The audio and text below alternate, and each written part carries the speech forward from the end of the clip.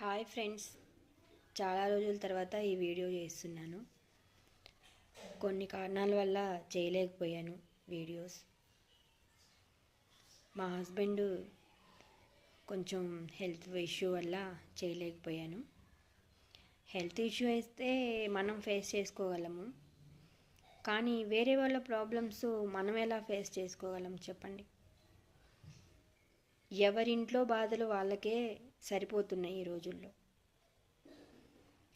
ఏం చేశారంటే మా హస్బెండ్ ఫ్రెండ్స్ని నమ్మారు. నేను చెప్పేదాన్ని, నీ వెనక గుంట నక్కలు దాగి ఉన్నారు, ఎప్పుడో నీ మీద అటాక్ చేస్తారు, చాలా జాగ్రత్తగా ఉండాలి అని నేను చెప్పేదాన్ని. కానీ ఆవగింజంత కూడా పట్టించుకునేవారు కాదు.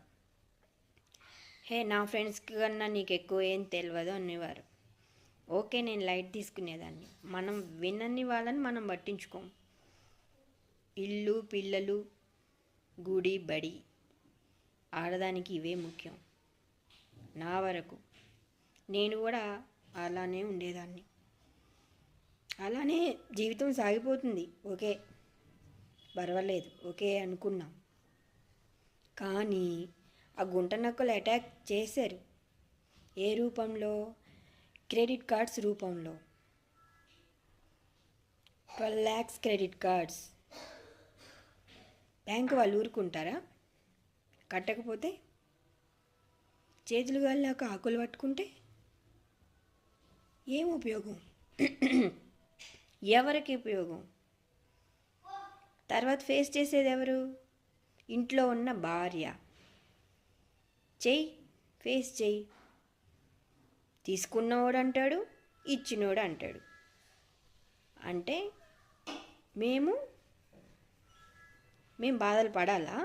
ఎందుకు పడాలి? ముందు జాగ్రత్తలు చెప్పాం కదా మేము. వినక తెచ్చుకున్నారు. పోనీ ఓకే, వినలేదు, క్రెడిట్ కార్డ్స్ వాడు కట్టకపోతే బ్యాక్గ్రౌండ్ అంతా బ్యాడ్ అయిపోయింది. ఓకే, ఆయనకి ఇష్టమే, దానికి నేనేం చేయలే. ఓకే, కూల్గా ఉన్నా. కానీ శాలరీ అకౌంట్కి ఒకటి ఈఎంఐ పెట్టారు. అది నెల కట్టపోతే మరి మేమేం రోడ్డును పడాలా? అంటే నువ్వు 12 lakhs తీసుకొని నువ్వు ఎంజాయ్ చేస్తావు. ఎందుకు తీసుకున్నావు? నువ్వు కట్టలేనోడివి.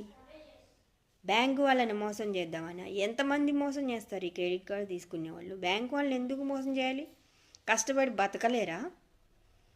క్రెడిట్ కార్డు తీసుకున్నారు, మోసం చేశాడు, ఎగ్గొట్టాడు. వాళ్ళు ఎంత సఫర్ అవుతున్నారో తెలుసా? Credit card